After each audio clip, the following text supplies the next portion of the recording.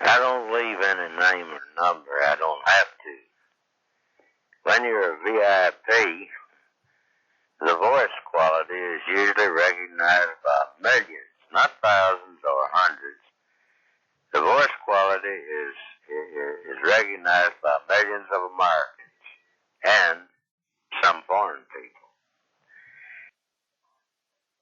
This is Andre. I'm calling from the Big Oak Tree Antique Shop off Melrose.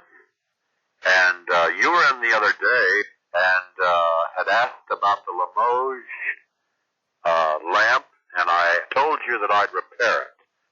I'm calling now, incidentally, from the shop. It's a 12-ish. We were going to go out to lunch, but Stephen, just a minute. Oh, if you don't watch him, he goes. He runs in and out. He's cruising. We have done this thing for you, and I think at a reasonable cost. What you have here is a stunning piece of Limoges. It's about the biggest lamp I've ever seen. I don't know where you expected to put this, but I'm hoping that you've got either a crazy outdoors or a gigantic palace, a Palazzo de Nova.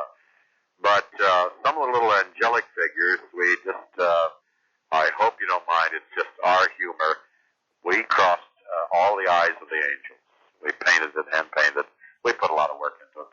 But we think that the cross-eyed angels are kind of funny. And if you don't, we'll paint the eyes out entirely. Of course, that makes the angels blind. Or like Orphan Annie. Bye-bye for now. This is Edmund Gerard. I'm a man with a white stick and a red tip at the end of a tin cup. I'm a blind man in the neighborhood. What you've done, Mr. Smith, is what I'd call really extremely unnecessary, putting not even wooden nickels, but buffalo chips, as it were, in my steel cup. Also pieces of marshmallow, some kitty litter, Friskies, pellets for parrots, anything but money. And, to screw a blind man is not good. This is the time of year when I would like to think like the rest of the people down there at the Blue Anchor, the bar, the Playa del Rey, all these wonderful places to eat, and I'm sure you've got warm quarters. But I'm a guy that has empty sockets. I can't see to read notes. What I've learned to play is a harmonica. Some carols, some music, as people like yourself pretend to skip by me unnoticed, but I know and hear Red Rubber Soul Shoes, the remakes of the old Saddle Shoes. You don't fool my ass, Mr. Smith. I've had people tell me, Jim Smith just passed you, and I said, oh, come on. I know scent. I know the scent of the male. Blonde, black, yellow, brown, Mexican. Let me interest me. I know the scent of the male. I know the scent of the 59-year-old. You understand? Running by. I can't run because I can't see. I have bronchopneumonia, bronchitis. I have a deviated septum. I have definite blindness. That goes without saying. I have a brain tumor on the right side. I'm going partially deaf. I have Alzheimer's disease.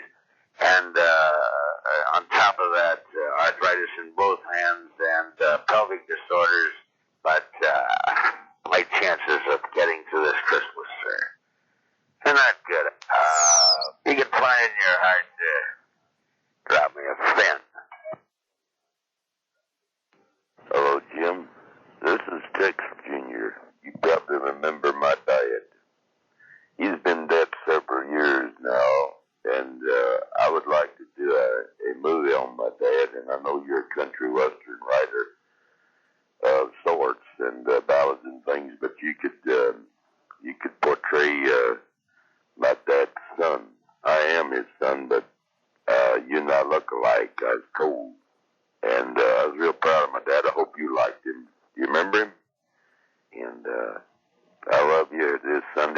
pray for you and the woman or the man that you're with.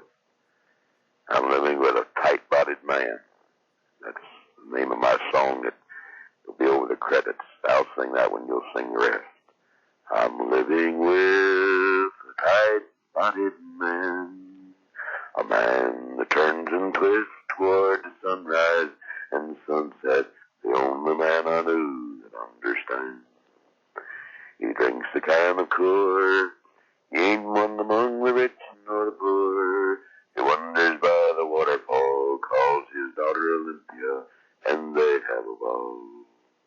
These are odd lyrics now because it's Sunday morning. If you should call me, I'd appreciate it. Remember once again who I am, Tex Jr., the Rainbow Cowboy. And call me up here after 7 o'clock tonight if you can't collect. I'll understand. See you now, old timer. I'm back in. A little salute to Gene with the Angels. I'm back in the saddle again. Back where my home is my home, with the cattle on the roam and the chickens there near the barn. Nobody hurts a man with a pitchfork. You don't do him any harm. The Angels are in first. My girl said a burst while I ride by the windows of my mind. None of these things have been recorded because they stink. I'm with Saul Bernstein. My name's Saul, too, by the way. Saul Benowitz. But I'm Bernstein, and Horowitz. You know, like the guy that's on CBS. It's no relation. But come on down there, why don't you? And Mr. Smith. Come down and see us already, you know, and we take a look at your musical abilities, and you know, you send me the brochure. Now, is this really you? Huh? I mean, I get them all the time on my desk. The guy shows up and he's a lot older than the pictures. I don't want that. If this is you, hey, you're all right in my book. You got a good rusty face, you know, white bread, mayonnaise type of look. That's what we're looking for, you know. Now, I'm not thinking of you as a solo in a nightclub or anything like that, or Vegas, God forbid. I'm thinking of you in a backup group for some of the country western people to come and play these joints around Hollywood from time to time, the amphitheater and the Hollywood Bowl. So if you want to do yourself a favor, come and see me, you know, 2625 Hollywood Boulevard, Hollywood. And I'm up on the 16th floor, okay? And the thing is, you know, they call me 16th floor Saul. If we don't think the material's any good or you don't cut it, then you got a chance to leap out, you know, a leaper. We've had a lot of leapers. So, hey, take a chance or take a jump. Isn't that all right? In the words of my people, Shareka Hada la Hada la Hada. Okay, already. Nice talking with you. Hey. This is Malcolm Silworth. I've written a song that I was hoping you might sing for me. I took it to, Steve Lawrence. I took it to Pat Boone. I took it to young Oral Roberts Jr. And I took it to a number of other people. Ernest stepson, grandson, rather. And Wayne Dellinger, now one of the hottest Western people in Nashville, and it's called I'm on a Chartered Bus Going Nowhere. I'd just like to give you a few lyrics of it, okay? I'm on a chartered bus going nowhere. Don't pay no attention to the sign. I'm on a chartered bus going nowhere, down across the Mason-Dixon line. There ain't no people on this bus, just a driver true. But I'm on this charter bus going nowhere, across the red, white, and blue. There ain't no football game in sight, or baseball game at all. I'm on a chartered bus, wish the hell I was on the Wabash Cannonball. Ain't no people on the bus, ain't no cheering to be heard.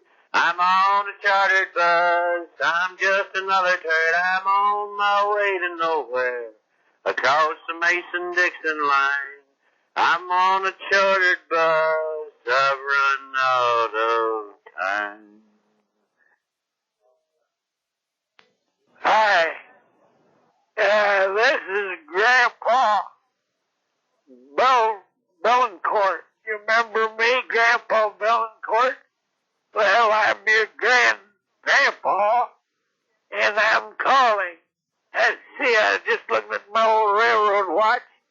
It's a little past 1 o'clock in the morning. Turned 98 here, last fall, or maybe, last summer. I don't remember what it was. I'm not saying that. I tell you when it was. October 9th. The cat jumped up on the bed here a little while ago. I was watching the ball game, and I'd had my second can of Van Camps. I let one go, and God, you should have seen him. That's him. That's not me. That's him. I shouldn't be saying this over the telephone, but I wanted you to know that I'm dying, and I thought maybe you'd get a kick out of that, because you was always wondering, you're my only grandson, and I love you, God, so much. You only wrote me once. I guess it was last time was 1971. Don't make any difference.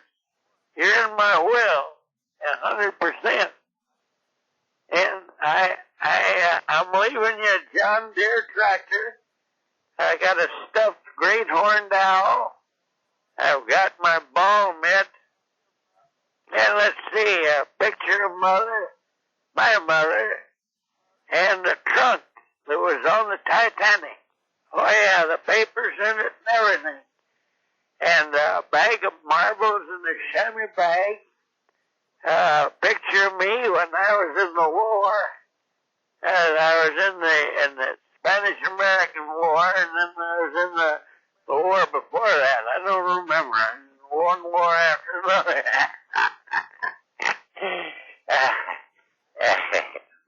Well, all right. I'm supposed to be dead by late Tuesday. So, everything's in order. I've got the will on me, and nobody's to touch me. The coroner out here is a joke. I'm out in Walkerville. Coroner's the sheriff, the mayor, insurance man for Northwestern Mutual, gasoline manager, and the owner of the Brighton Funeral Home. So, just contact him. His name's, Carl Donler. Carl Donler, and Carl will know if I'm dead or not. And come by anyway. I gotta miss you. Mr. Smith, this is Leslie Fitzpatrick, formerly of Bristol, England, but now I'm residing here in Southern California. I have some tinted pictures that I would like for you to take a look at, and obviously I can't seem to get a hold of you at this time. These go back to the 12th and 13th century. They're quite reasonable in price, and they run around no more than 2,500 pounds. And you can figure that out on your, calculator. But because I've taken such an attraction to you, I'd like to give you a dozen of them free. I find you a most attractive man. I'd like for you to come to my apartment and perhaps dine with me on the evening of the 17th. I shall have some friends there, all male friends. I should like for you to come, and you don't have to do anything. Oh, maybe when we kick the old bag of marbles over, you can pick them up. This is Dr. Edmund Lola, and you've missed your appointment for your checking of your anal canal and your prostatitis.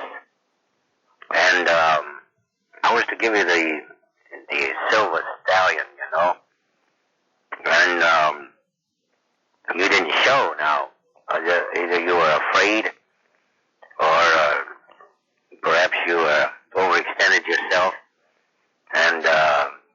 eager and passed the place by mistake. It's simple to find, but I have done away with the silver stallion itself, the proctology tool. I have now had my hand shaved down to the size of the normal asshole, and that way I can go right up in there, almost into the throat area, the same as the silver stallion tool.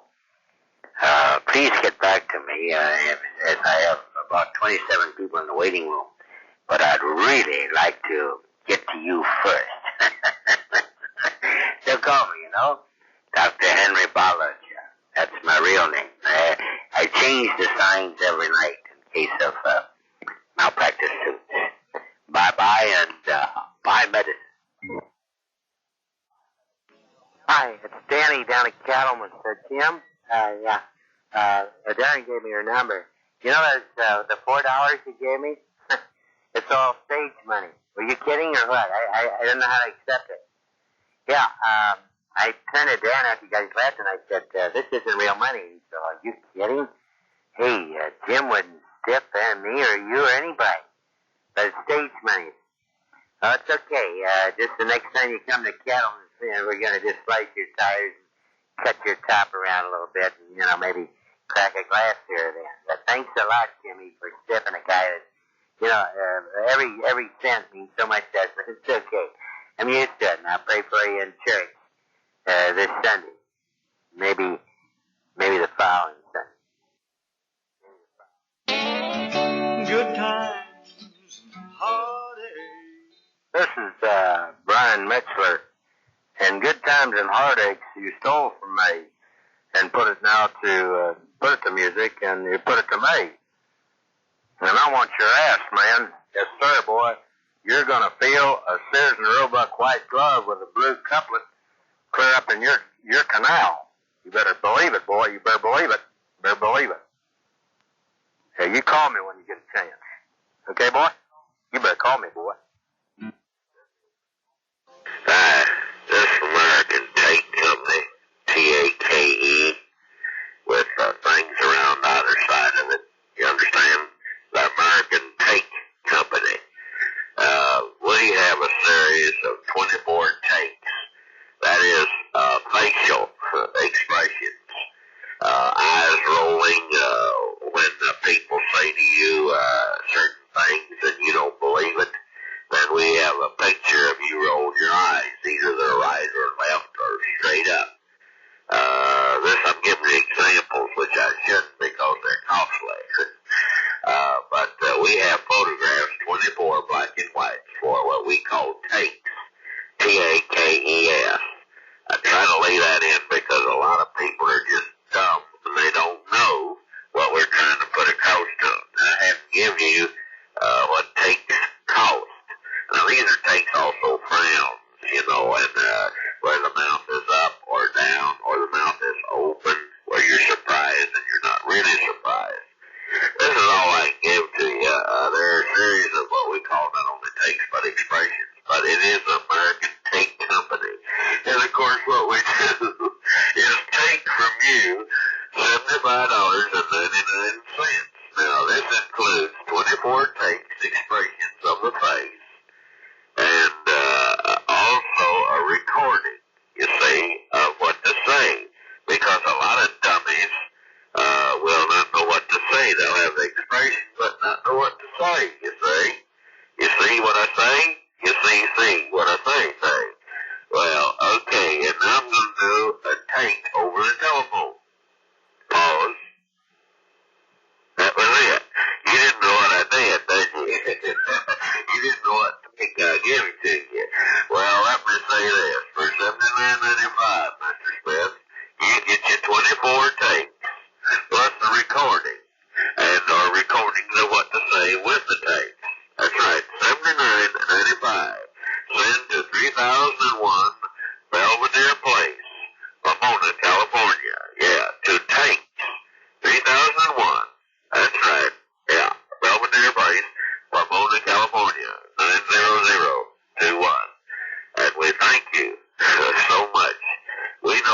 can use these. That's right. Because as I've only seen you, lately, you only had the one take, and that was the take of a pissed off buddy. A good thing to you. If you voted for my diet, then you will understand the secret of my voice. I have tried to reach you any number of times during the day and night, only to find that you are somewhere else. My problem is how to keep my own sanity and my own wisdom and my own heartfelt fear and thanks to myself. To keep myself as in one, as it were. To keep myself distant from a creature who is intermediately destroying me. I have come to the conclusion, Mr. Smith, that you are no longer with us, as it were, that you have joined the unidentified flying object over our country, over our world. And so I have seen fit now to discontinue my whereabouts with you. I have not heard from you. I have now come to the conclusion I will not hear from you at all. Therefore, I am closing the book, and good luck to you, sir, in your venture with other friends that you have mistreated. And good luck to you, and God bless you. I do hope I hear from you before I die.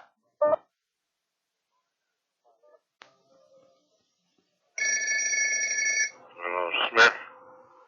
Well, I'm down to my last call, Snuffy. I just hope you'll return one of the 50 calls that I've made. I sure would appreciate that. I can't afford to make any more, so call me. I don't know where you've been. You must be Tommy Traffic. Yeah. Sam Street. Yeah, that's right. Frank Freeway. Right? Mm-hmm. Carl Curve. Bobby Bump. Well, whatever it is, give me a buzz. Your old former friend, Chambers. Good morning. It is now 9:12. The date is July 1st. This is Captain Elgin Howard of the Marina Harbor Patrol. In 2 seconds, the entire area will be completely orange. We are notifying you to not evacuate. There is no time for that. All people answering the phone at this time in 1 second. Now it's already starting.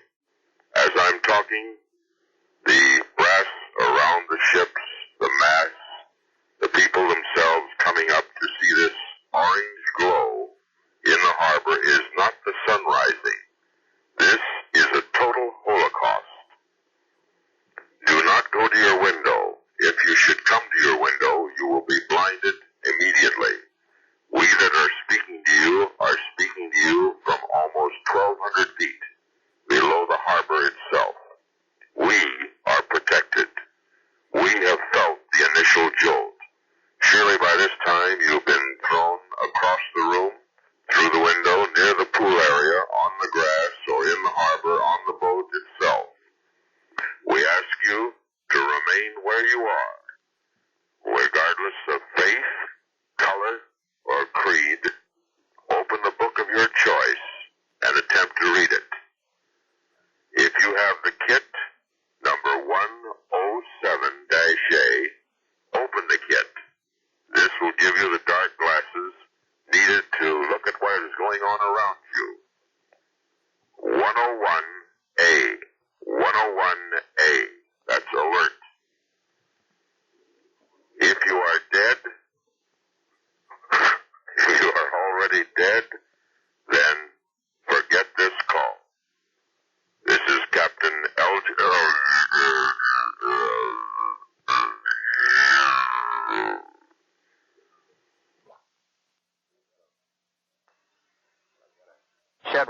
here, Laguna Niguel. Yeah, I gone over these cassettes of mine and for the various companies that I, have worked for, and some of them are using my voices, and this inspirational talks that I give, I make upwards of $30,000 a month, believe it or not. And I think it'd behoove you to kind of team up with me. Then you could learn a lot from me, you see. I'd like to get some comedy material, too.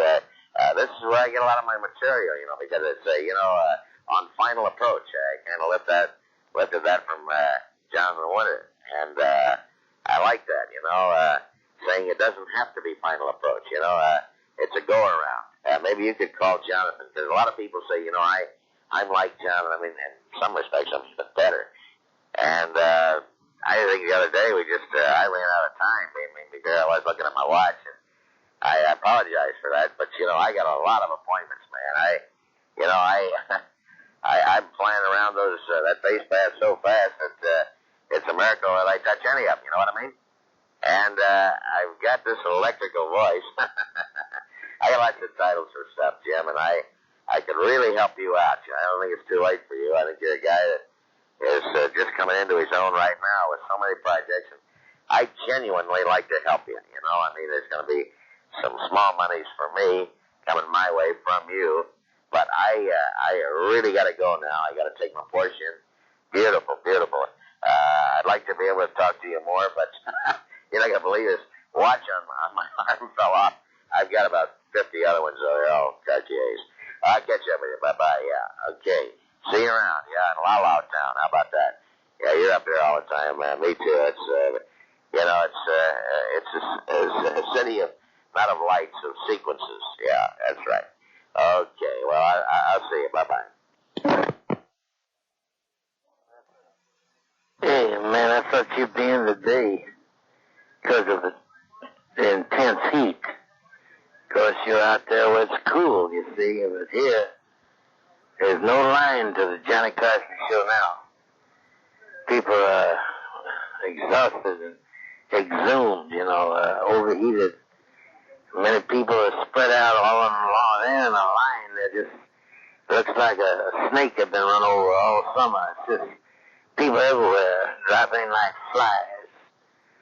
And I thought maybe you'd be writing at home today, and apparently you've gone to some library or chop house or something to scratch down a few outlandish things. So at any rate, I'm going to give you a buzz. Zachary, I found out who his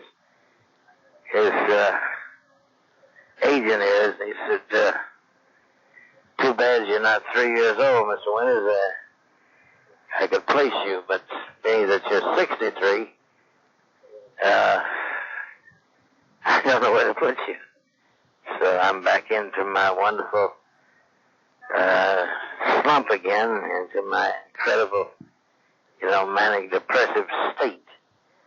And it's a debate whether to just walk out into the heat and disintegrate or put my mind in a vice. Well, I'm wondering if you know who's calling, Snuffy. You and Jonathan were just brilliant on my radio show, and you've added so much, my dear friend. I have been talking about the little book, waiting for the beep and after the beep, whatever it is, doesn't make any difference. I just have been plugging it regularly every day and just wondered if you were listening. I guess you aren't. Which means a penalty for you and Johnny Baby. Yes. We certainly talked about that, those 2 hours. My God, they were just jam-packed with laughs. But the laugh's on me, or rather the laugh's on you. I've had a primary failure there on the right side because, of course, there's no money in the show. Jonathan kept saying, where's the money and how much do I get? What's in it for me? That should be the title of your next book, Snuffy. What's in it for me? Because everybody can identify with that. All right? Well, I just thought I'd drop that in your fat lap. So I'd be anxious to get a call from you of sorts. Wonderful talking with you. Remember, not so much after the beep, but what's in it for me? This is the voice of the past. Remember me at the Harvard Law School of Music? You remember the song that I wrote, Raindrops Are Falling? Well, I thought this was an appropriate day for me to call you. I'm just sitting here with an old flame of mine. A lot of stars and everything, and Buck Young is here, and he's been singing Raindrops Are Falling on My Head. Da da da da da da da da da dee. Yes, I'm at the do. Da da da da dee. Raindrops are falling on the da da da da da da da da dee. We thought because you're into songwriting and stuff like that, and writing airplane stories, that maybe you'd write this thing called Snowflakes are wandering down from those gray skies. Snowflakes are getting into those blue eyes. Yep. Well, it's just something I thought I'd pass along to you. Pat Boone just dropped in. Can you imagine? They're just all here now.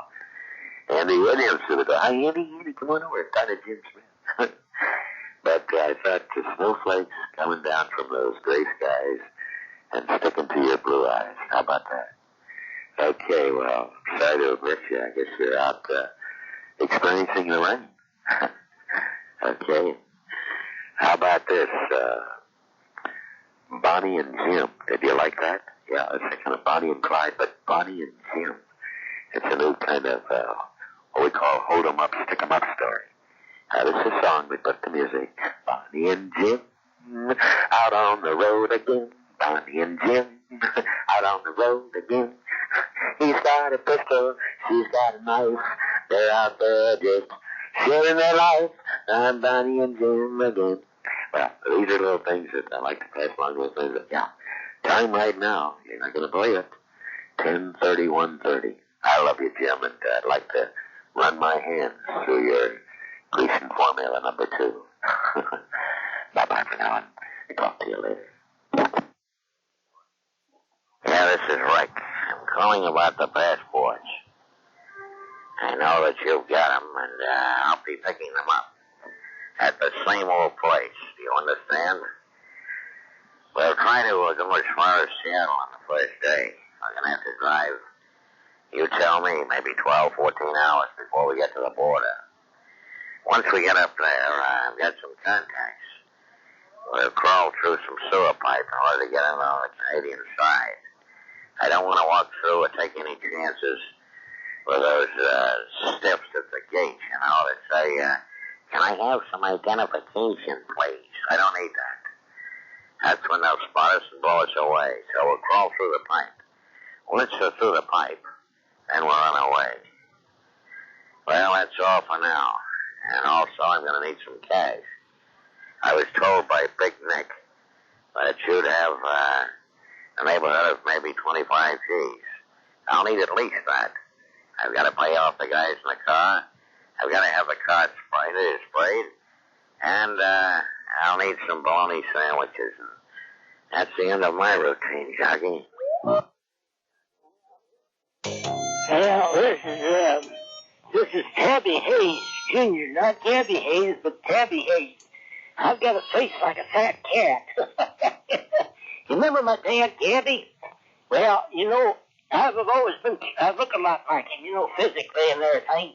But I can never sound like him really. So what I had did was, here about 2 weeks back, I had all my teeth pulled out. And that really gives me that dumb kind of look, you know, the dad head. And I'm doing, you know, my share of westerns and everything. Ain't that many being dead, but I did Lonesome Dove. I was a guy sitting on a bar stool out with the Atmosphere people, and Dad would have been real proud of me. I just turned around and looked right into the camera. But at any rate, I just called to say hi, and we're getting ready to do some cowboy pictures and features again. And I'm in a position now where I can cast and direct and produce and act and be a grip or, you know, electrician or whatever, you know, a set director. I've got it all. I got all the Bibles finally, and Of course, I don't have my own marbles. These are other people's marbles. I don't have my own marbles. I'm sitting down here at the old watermill inn, having a few shooters with some of the guys, you know. You just carry them filthy, rotten, dirty, stained strips around with them, and I read out them from time to time when after we had a few more drinks, I'd throw them up in the air and let them go. But I'm sorry to have missed you, boys. We're looking at 3:30. That's what I'm looking at. They got the old watch out that Dad had. Of course, he died at 3:30. This is interesting. There's a piece of memorabilia there. The old watch, which was an old railroad watch that Dad had. He used that all through all his motion picture life. So this is something would mean nothing to you people, but meant a lot to me and my dad and my brother, even not my real brother, stepbrother, but he was leaning over Dad like myself when Dad went away. Nice to talk to you, and I hope I gotta get back to you. Okay, but bye for now, buckaroo. This is Alan Brexler up here at Forest Lawn, and we're just wondering whether you're here or you're not here. We have an open grave here. People pass by, and of course the neon sign reads above the grave, "Time for a dirt nap." We wonder if you're taking a dirt nap in another area. If so, we can certainly transplant you from wherever you went down, in Nevada or Utah or Arizona or California. Doesn't make any difference. We'd just like to know what the hell the story is. You had told us that you'd be back here on Monday. Where are we now? Yes, this is Thursday, isn't it? You've stiffed us again into believing that you would be here. Do you check in with your service at all? Apparently not. Well, we'd certainly like to know, because otherwise we'd like to fill the grave up. Yeah, we wouldn't agree with putting any other kind of person in the grave. Maybe an animal. Please let us know, when you can, as to your whereabouts. Jobs are coming and going very quickly. Thank you. Hi, this is Alan Stentweiler with the U.S. Weather Bureau. We're asking all motorists, including yourself, to be careful on the highways. That's not just on the freeways, but the surface streets. Because of heavy fog throughout the basin, in and around the marina, and south of the Newport area, too. And as far north as San Luis Obispo, there's a heavy, I repeat, heavy blanket of fog. So, for those who have, heavy foot, so to speak, on the pedal of life in their cars, and you have a big one, we understand, not only a big foot, but a heavy pedal and a big car, that you ease up with regard to your fellow passengers who are ahead of you or behind you or on either side. As you're passing, look at the person. Don't reach out and say, "Is there a car there? Is there a car there?" Because their chances are at this hour there is a car there, or a truck, or some form of motorcycle. Good luck to you on your traveling today, and I repeat, heavy fog. So hold on to your log while you're in the fog. That's what we say, and when you say to someone, how far is the old log in? If you're asking questions, on where you're traveling today, you might ask them fellow motorists, how far is the old log in? He's liable to say, none of your damn business. That's what we call a motorist joke.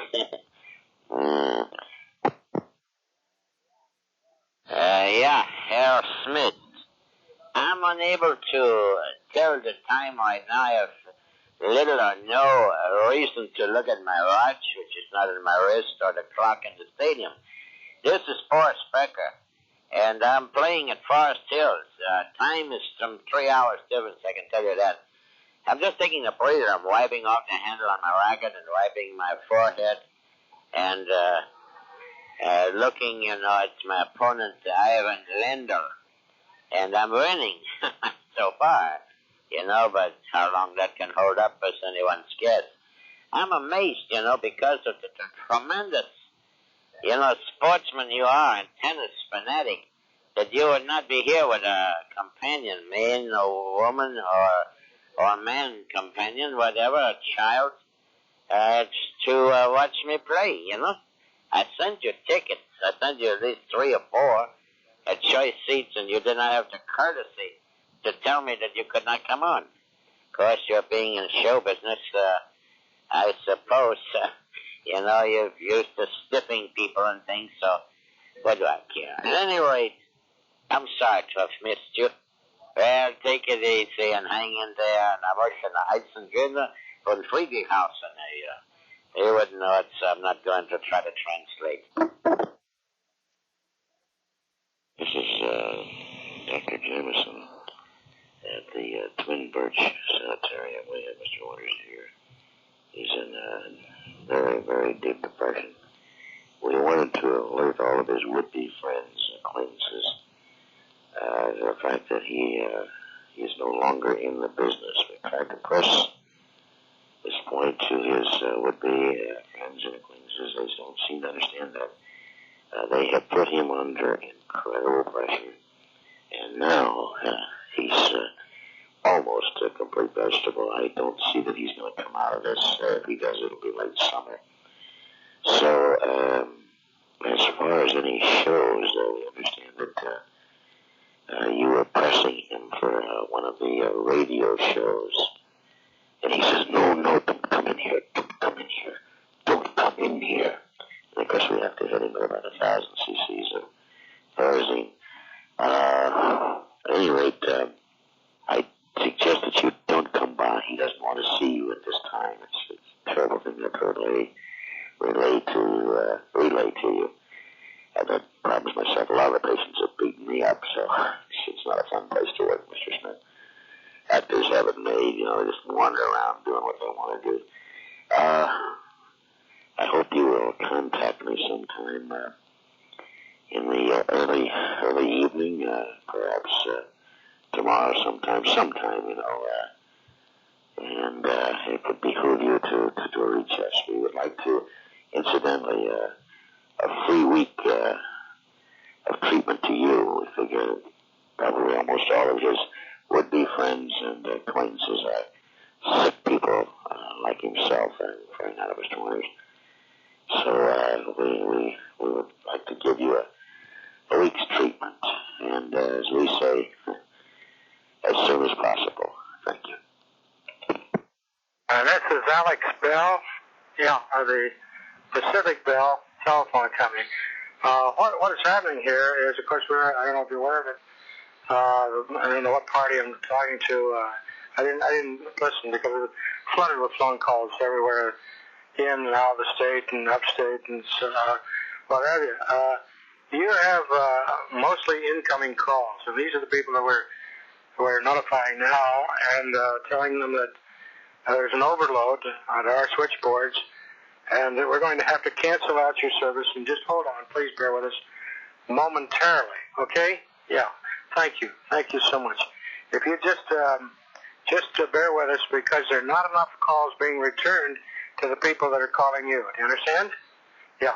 I've tried to make myself as clear as possible. So you have more incoming calls than you do outgoing calls, which of course saves you quite a bit of money, but it doesn't help us. And so we're cutting back on people like that. I think in the long run, in your receiving all these calls, they don't go anywhere anyway. And it's a mistake. You understand? A mistake. I repeat, a mistake. And I'm sorry that we couldn't talk to you personally. Yeah, this is Alex Bell, not to be played with or tampered with the name, Mr. Bell. And, you go ding-dong, or I'll do a number and ring your bell and this and that. And all that. Those are lousy cliches. And how's your, Mr. Bell, how's your telephone? Get it, Bell telephone. It just happens to be, that is my dad's name is Gus Bell. And he wasn't a ball player either.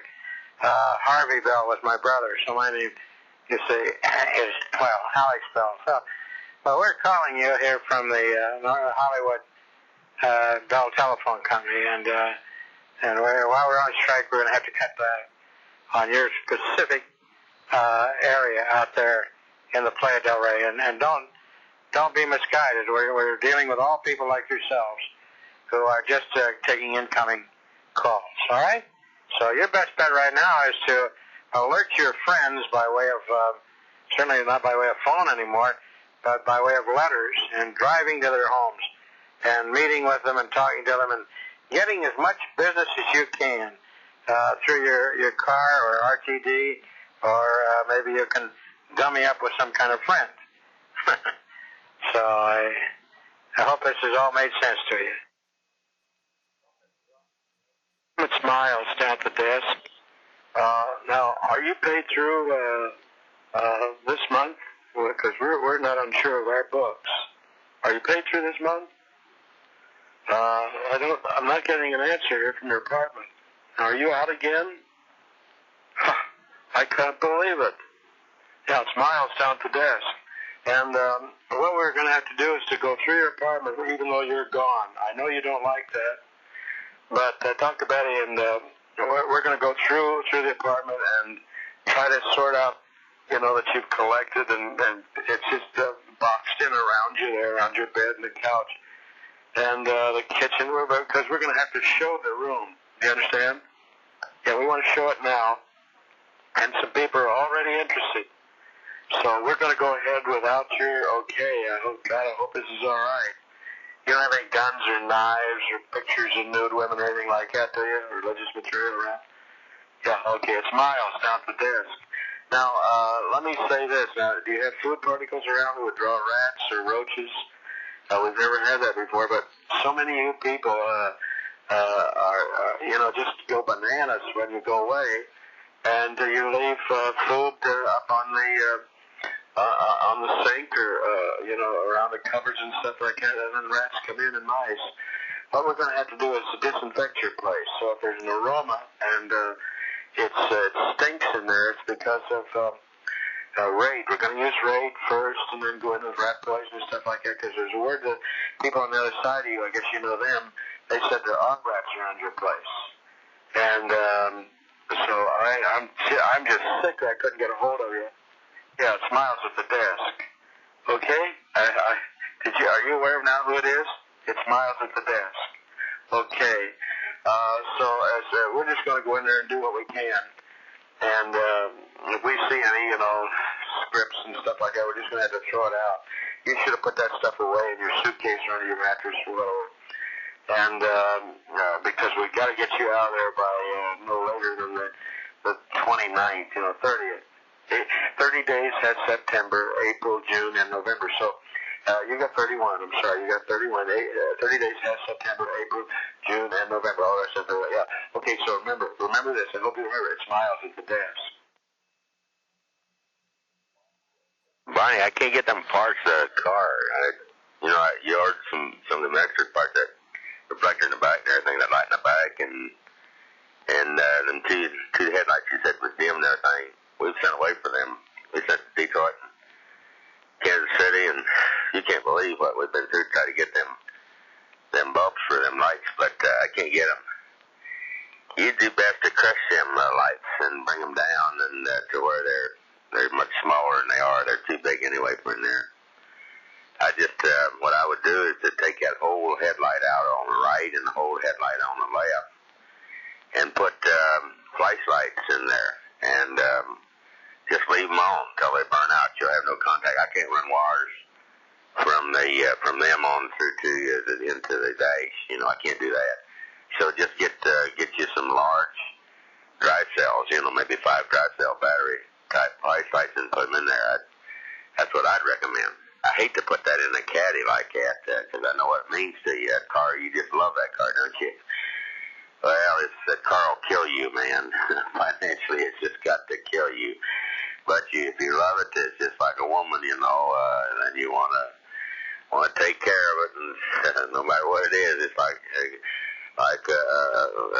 woman. If something goes wrong with her, you don't want to put it to sleep. You don't want to get rid of it. Then you just keep it alive until it dies, and that's what your car is like, I guess. Okay. Okay. Well, I'm down here at the shop, and if you want to get a hold of me or anything, well, just get a hold of me, okay? Bye-bye. You know, there's no sense leaving the time, because time has run out, you understand? This is the Black Lightning. The Black Lightning person, and I terrorize people. I go all over areas of Los Angeles, Nevada, Arizona, New Mexico, Texas, parts of Idaho, Utah, Washington, Oregon, and terrorize people. And I do this for a fee. Now, if you have a person that you want terrorized, then for a package deal of $500, that's everything. I will, for a period of 2 hours, either terrorize them over the phone constantly, annoying them, harassing them, or spend 2 hours at some particular time, my time, at night or day, on their roof, in their house, waiting for them, staked out. I've got all kinds of things I ain't going into. I got a brochure with over 37 pages of things I do to people for a fee, as I say, of $500. This is the Black Lightning calling. This is a man who has been a victim of special forces. I've also been with the Green Berets, the Black Berets, the Blue, Red Berets, on New York subways. I've been over in Nam, I was in WW2, on the ground, off the ground, everywhere. And give it some thought, you understand? You name it, man. Somebody been bad to you, maybe one of your own people, you understand? Brothers, sisters, mothers, dads, aunt, uncles, don't ain't no difference. If you want the person terrorized, I will do the job so that they will never bother you again. And remember, I'm calling from a booth. I'm calling from a telephone booth, you understand? Because I don't want any hotel, motel tie-ups and somebody to record my voice or my messages. So my card will be set under your door, and you'll be able to contact me, as it were, through my card, which is a black card and a design on this white lightning. And Black Lightning, of course, was in order. I couldn't put Black Lightning with the show on a card, you understand? That's the art design, the design of art and artifacts. So it's beautiful to talk with you over this dead, nowhere message system. But that's how it is. And remember, you know, you don't have to memorize after I terrorize. There's no memory. After I spook you, I will spook you.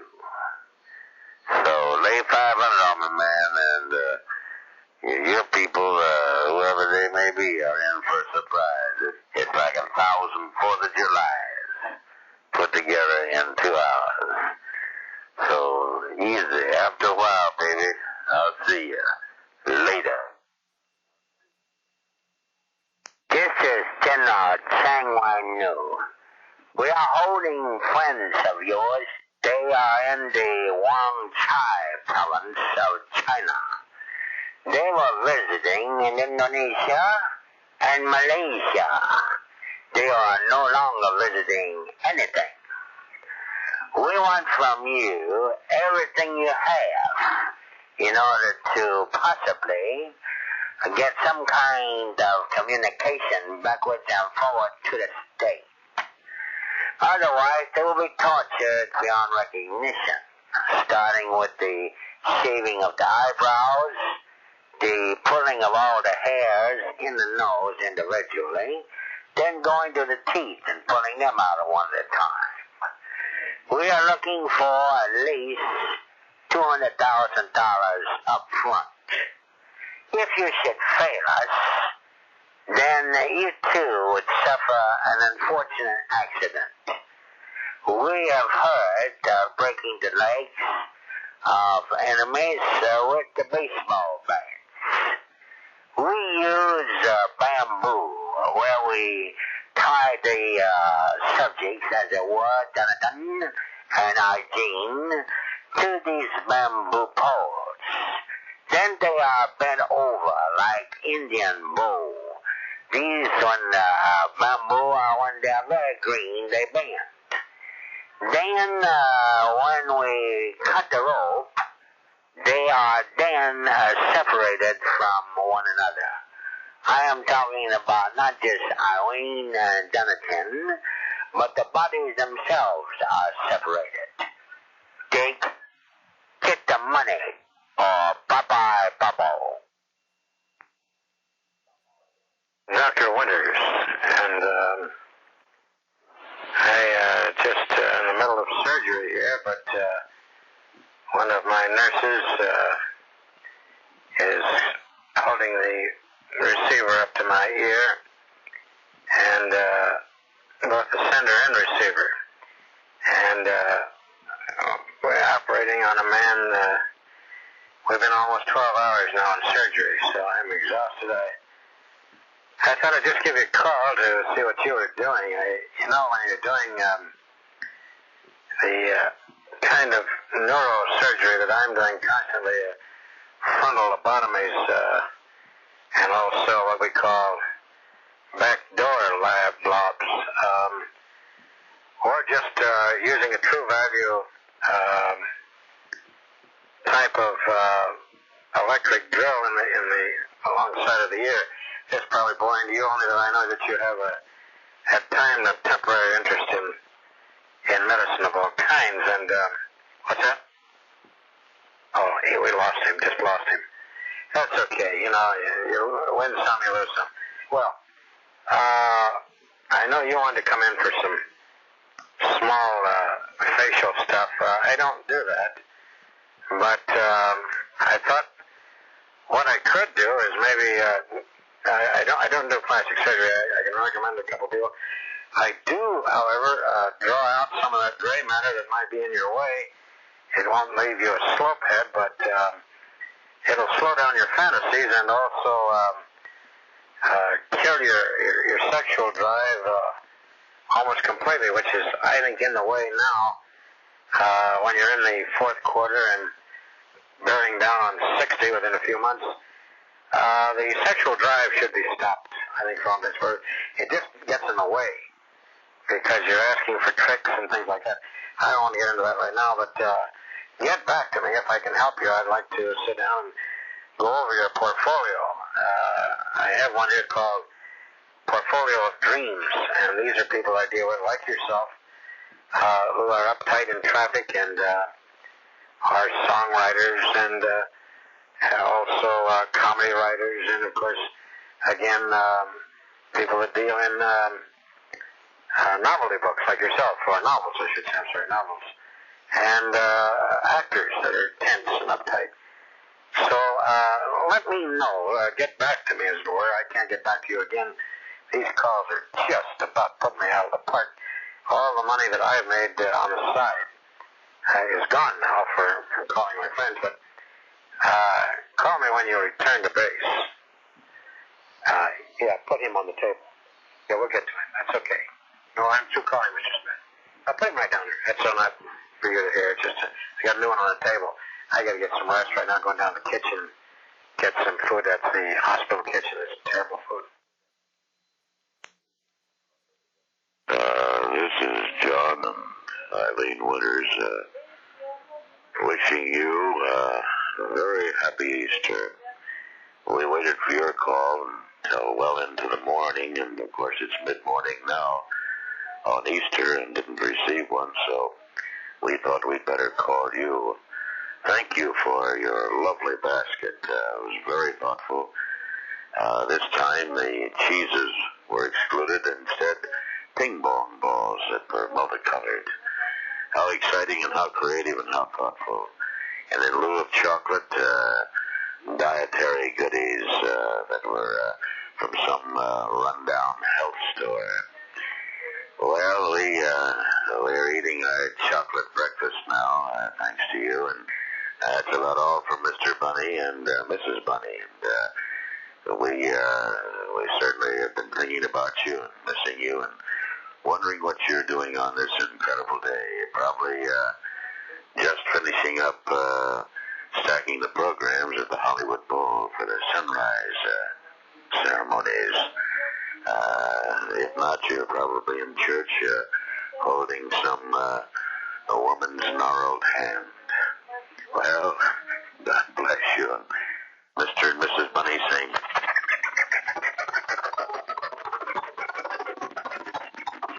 let's Bunny talk. Yes, this is Alan Carstairs, owner and operator of Val's Restaurant in the Valley in Los Angeles. We have received a guest list, and of course you're on it. We've checked out your D&B and your status in the community, and we've had to do this. I mean, this is no derogatory remark to you. Personally, with all the guests have been gone over, as it were, several times, their whereabouts and their working habits, their play habits, a dossier on them that Mr. Winters himself would enjoy receiving as sort of a partial papier-mâché gift. And he finds that you're a little short, and not only in conversation, but with the monetary problem. Now, your seating will not be with the others because of this. Your food, however, will be of your liking. There'll be no cooking of onions in the food. It'll be basically a steak, a baked potato, and spinach, a leafy green salad, some sherbet for dessert. There's not anybody else, to my knowledge, eating that specific kind of meal, and therefore you'll be by yourself on the other side of the screen. There will be, Mr. Winters will visit you, I'm sure. Your gift, if small, also we have detectors, and what they do is take these detectors and the gifts, run the gifts through the detectors. If we see something that is not worthy of Mr. Winters receiving it, opening it, his being embarrassed, or the presenter being embarrassed, the gift is left closed or intact until after the party's over. We would ask no cheeses, no grapefruit, no fruits or vegetables of any kind, no ground meats, no food of any kind, because we're serving food. And we see we don't want food gifts. There'd be no ties, no belts, no socks, no haberdashery per se. Mr. Winters has specified gold and silver, either large objects or fairly large. Ones that are small will be put on hold. Now, attire, wear what you can as long as it covers the private area. Well, we would specify a tie, and rather than a sports shirt, and please, no turtleneck sweaters. We've had those in the past, and they are frowned upon at Val's. Other than that, we're talking about 6:30, and on into the evening. Mr. Winters will speak probably for about an hour and do one of his routines, and he is looking forward to seeing you behind the screen. Thank you. Hello, this is Mitch Lydell of Mitch's Pest Control. We're calling you because the word was at the desk because of the unusual amount of materials, both clothing and papers, added accessories, machines of several natures that you're using, fax machines and tape recorders, radios, television, your workout equipment, shoes, shirts, ties, hats, etc. And of course the food that you keep there, which is not of a great excess of food, but enough that it's drawn an incredible amount of pests. And the people at the desk have called me directly. Once again, this is Mitch Lydell and Mitch's Pest Control, and I want to clarify that a number of times because a lot of people don't listen. What, who, say what? We have those kind of people. So I'm asking you to be at home tomorrow morning between 6 and 9 a.m. Once again, 6 and 9 a.m. We don't come before 6, nor would we come after 9 a.m. These are the only times, because of the holidays coming up, that we're really entrenched with work, if you understand what I'm saying, where I'm coming from. The bill will be billed to you. They cover, I understand, your lighting and your accessories there, toiletries, water, heat, light, whatever, and electrical bills. This does not come from these people where you're staying. This would come from your purse, and so a wallet, as it were. And we're asking $175. That's total, and we'd be there a total of no more than 2 hours because of the size of your place. We've already been in. There's something comparable to what so we know what kind of looks like inside. It would not affect, if you were in there at the time, you would have to be out of there. We would tent the place, come in with insecticides and disinfectants, and go throughout your quarters. So whatever valuables you would have, you would put in your car, take on your purse, or give to a friend, so that we're not tempted. Do I make myself clear? Thank you. Oh, Phil's Pharmacy. We have your capsule, the Bernstein capsule, plastic capsule like that. With 50 of the utopafine. Yeah. And that's 10 grains of the utopafine. Okay? And are you going to come down, or should we deliver? I mean, you're always coming down, and I look forward to seeing you at the pharmacy, and of course we always look forward to your wonderful jokes. Apparently, I've missed you. Our wires have been crossed, snapped, burned, whatever, and I'm not reaching you. You'd said you'd be out, and I'd forgotten whether you were returning this evening or tomorrow. In any event, come down to Phil's Pharmacy. Remember, I'm Phil. And, of course, if I'm not there, Barbara will be there. Yeah. She used to be Bobby, but it's Barbara now, okay? Yeah. Thanks to the transplant. All right. Bye-bye. Yes, this is Control Saddam Hussein. I'll make it brief. What I'm calling about now and there. Oh, pounding coming in, pounding.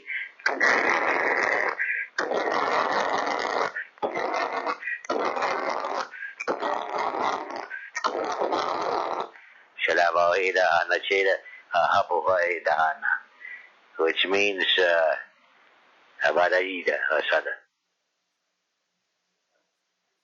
Yeah, this is Alan Mishler, and I dressed John. I'm his dresser, and he's still inquisitive about the jacket. He's just driving me crazy, and I'm calling just to try to get the heat off of me. He is running around and raving and ranting and throwing his hands in the air about this Air Force jacket. And he says that he wants to know when it will come in. It will be close to 2-3 weeks because he wants to not so much take flying lessons as to just sit in an airplane and pretend.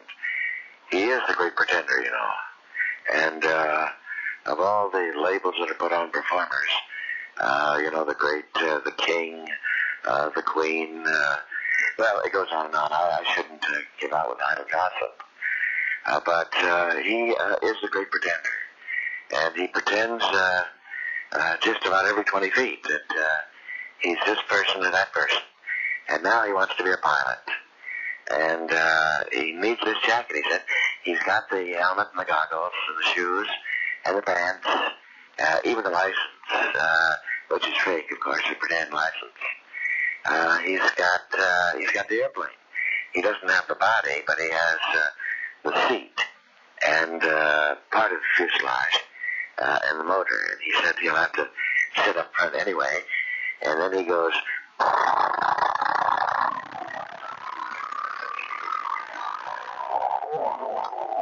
He does that. which is supposed to be the sound of the motor. Well, this is Valentine's Day, and once again, my friends have forgotten the star. You see, they think that the mailbox is jammed full of those little cards with the cupids on them, but not true. Once again, I've had to reach out, thanks to AT&T, and wish my would-be friends, latent comrades, a happy Valentine's Day. Thank you so much. Thank you for sending enough, caring enough to send the very best. We'll do a pickup on that. You cared enough to send the very best. And this is in lieu of candy, money, which we've all had in the past. See's candy, lots of money, beautiful little highly decorated cards from Hallmark. This is just a very expensive cross-town call from a fading star. That's right. And I'm sorry to have missed you again. Apparently out cruising the Boulevard of Dreams. Bye-bye, and happy February 14th. May Cupid drive an arrow up your... Hi, this is Brad Wicks with Wicks Security. I got your number from an agency. I got your number through Buck Young, one of our clients, and I sent one with Bob Wicks from Bob Wicks Security. What we do is package deal. We come in with security for all your windows, every entrance in your house. If it's two-story, I understand you're in a single-story. From Mr. Young, we give you a package deal of $385.37. That's a complete breakdown. That's the insulation. That's the foot pads in the front area, in the back area, side, whatever, around your home. All windows naturally taped, and the code system will be put in naturally, whereby the button system giving off the alarm, things that you had made, and the alarm goes off when you leave the home, and also when you enter the home, the alarm goes on. Now, that's a test. You will see on the face of the alarm going in, and the alarm facing out. Once you're in the house, you're looking out or looking in, you'll see this is a test. Continue to go through into the house or out of the house, and then be sure to push the test off. Otherwise, you're wasted, as we say, by the local police or people like ourselves. Thank you for listening. This is American Fox Company. I've set about 37 foxes loose in your area. This is Harold Meigler and the Meigler Fox Company, and we know that you had a companion there of a regular local fox. These are semi-pet foxes, and you can as much as go up and pet them if you want to. Their fur's worn off their heads. That's because kids will pet them before they grow up to their normal birth. And kids about 100 come in there over weekends and pet their heads, so they have bald heads. Do not be alarmed by that. Their tails are full of fleas and lice. So if you take it in your apartment or house, the home of your choice, why you're going to have it defleed, deloused. The body is molding. That's because this time of year, spring, the furs soles hang loose, hung loose, and it's been jostled and everything. And that's again been pulled by the kids over the weekend. Some of the foxes are missing an eye, and these are used fox. You see, we have 37 of them. They're just odd fox, and but you can get other eyes for them. They won't be real, but they'll just get you glass eyes. Human beings' eyes, there's glass eyes. People, opticians have them things, and you can get your eyes because they're larger than the fox's eyes, so that you'll look bizarre. I just leave the socket shriveled, really. It's just, it looked like he's winking.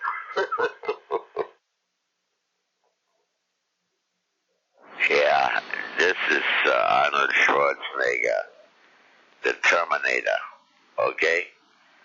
I'm already up to $53 million in, 3 or 4 days. It's just incredible. But my dialogue is like, how do you like my motorcycle? Stay out of my face. I'm going to terminate you. Yeah, I defend only the unusual. Okay? Yeah, it would behoove you to see my picture. I know how you are, the organic man. Well, I'm the Terminator, determined to put the termination to the organic man. So be in touch with me, Remember, the Terminator is looking at your corner and what you're all about. Yeah, good. Hello, this is Ed Bryson of the CHP, and we were just calling people around them to tell them to be careful when they're driving over this holiday weekend.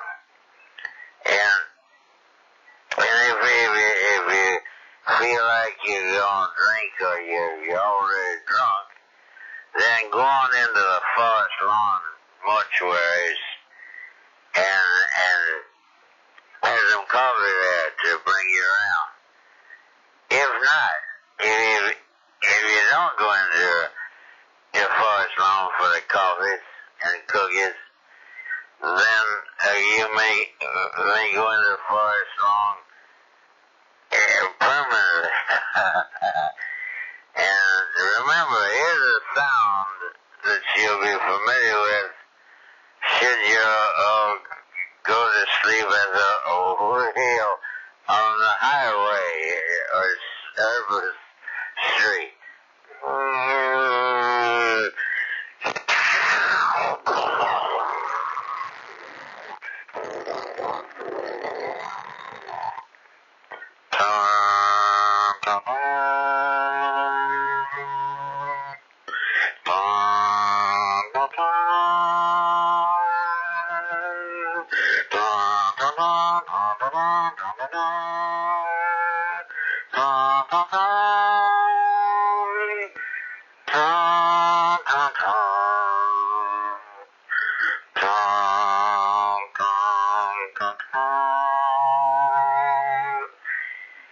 It could be perhaps for you, if you're drunk, Happy New Year. California Highway Patrol. This is Father Lionheart calling. Unusual name is that Lionheart. You think of Lionheart as, Richard the Lionheart, but I'm Irish. I'm calling you because I have kind of an interesting story. I can't go into detail on it over the phone, but I bless the stars' cars. How do you like that? I bless the stars' cars. And I come out in my regular priestly costume tunic, and then I give a blessing, to whether it's a Rolls Royce to a pickup truck, makes no difference. I give it a blessing. And of course, for that, I'm hoping that I would get something in return. Nothing's free. Whatever you'd want to give, that's the way we put it in the church. But I would like in the neighborhood of $75. But is it in the words of the church, anything that you would want to give would be appreciated. So I know you've got this big white canoe that you've been driving around and you've had a series of problems with. But I can only say that if you would let the good Father, me, of course, Father Lionheart, Our Lady of the Unusual, if you just let me bless it for you, I think you'll be rid of your problems, okay? Or I can do this. If you're not going to consider using my blessing, I would put a curse on it, and that's no cost at all. This is Pastor Swiglin, pastor of the Apostolic First Received Evangelical Church. It is Sunday, my friend, and I find that once again you are not in. Well, you try Monday, You tried Tuesday, you tried Wednesday, Thursday, Friday, Saturday, and now it's Sunday. This is God's day, my friend, and you are still out. I question in Proverbs 2, when I did go down his path, was I really following him, and was I on his path? I ask you on this Sunday, that is May 25th, 6th rather, that have you found God? And if you have, why do you still continue to search for money? You're not alone, my friend. This is not a world of blues and grays, a world that is shadows. This is not a world of colors. It's a green world, and it's a greedy world. And where it's coming, my friend, and I want you to listen to me and listen to me good, is a series of horses. That's right, a series of horses. They will be colored, most of them. There'll be the white horse. That will be Jesus. The black horse. What is the black horse? We think of the black man. Wrong. The black horse is a symbol of famine. Is it not a green world, my friend? Yes. You ask about the other horses. I will give them to you. I mentioned the black horse. The white horse, of course, is Jesus. The red horse means Satan and fire. Oh, yes, it is coming. Get ready. I am most uneasy that I have not been able to reach you at this one particular time on Sunday to find you out running around through, with, other, on, to, what have you people. You should be at home on your hands and knees. Know them by their fruit. My friend, you are a fruit. Do not be offended. That's in Proverbs 27, Psalm 6. Ye shall know them by their fruits. We are all fruits, my friend. And what has happened is, in the beginning, that's in the book, in the beginning, we were a bright, shiny red. We were a pale yellow. We were a unusual green. Today we're brown. We're rotten. We have fallen from the tree. Ye shall know them by their fruits. Well, from one rotten soul to another, my friend, Armageddon is on us now. It's not counting the minutes. Oh, no, my friend. It's counting the seconds. You better get back to me. All I'm asking from you, my friend, and I know you have it somewhere, regardless of the cost of going out at night with a girl, the cost of your bicycle pumps, your recreation, your fun, whatever it is, give me $212. I'll give you with that a little booklet, a miniature Bible, and a chance to put a satellite in the sky. Amen, brother.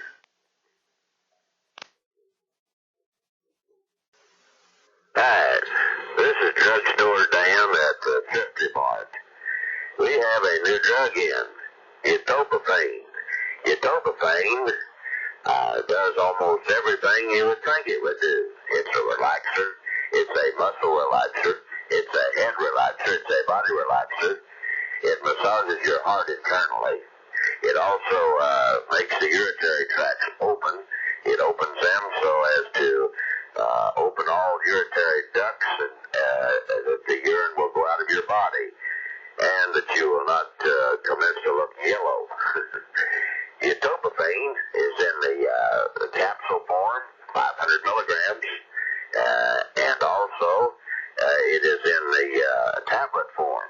It comes in a small, teeny, and extra large bottles. It sells for 49 cents, 79 cents, and $9.95. That's for the extra large, or XL as we say in the drug business. Remember Etopophane. I've took some of it, and it certainly changed my whole way of thinking. I'm taking some now. If my speech changes, it's because of an old OD. That's not overdose. That's for Dopamine Day.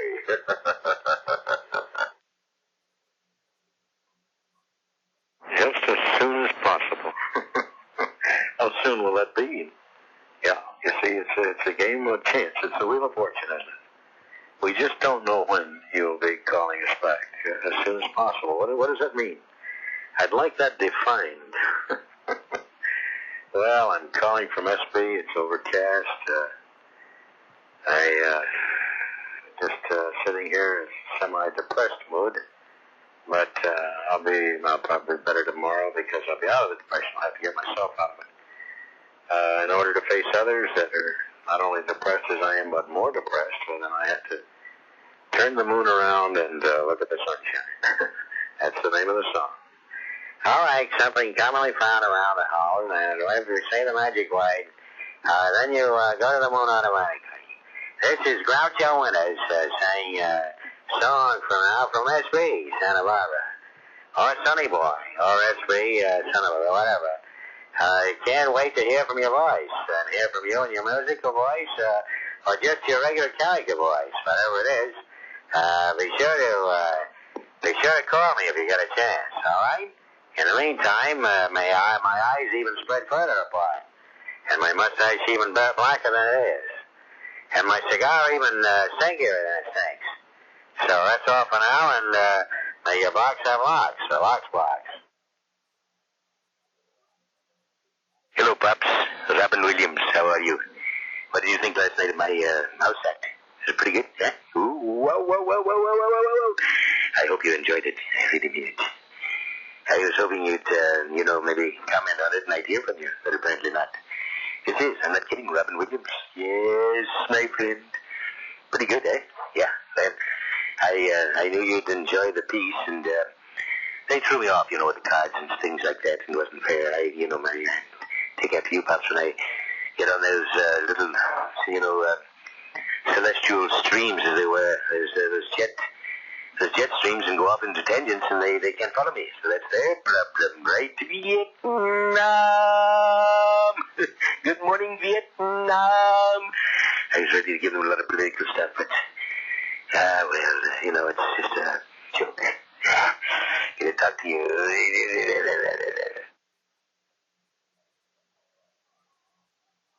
This Department of Power and Light, and we're just checking various homes in the Los Angeles basin. That's where they have power now. And we'd be obliged if you'd call us at 769-8000 or 769-8282 as to whether you have power not in your area. And many sections of San Fernando Valley have no power at all and are cut off and using only candles or flashlights or lighters or mirrors, but if you do have light, electricity, either electrical stove or Coleman lantern, we suggest that you transfer your juice into another person's home and help them be able to watch either TV or read. And there's been an overload through the entire Los Angeles basin. Many people have been electrocuted. Our sincere hope is that them people that has been electrocuted had it coming to them. Thank you from Power and Light.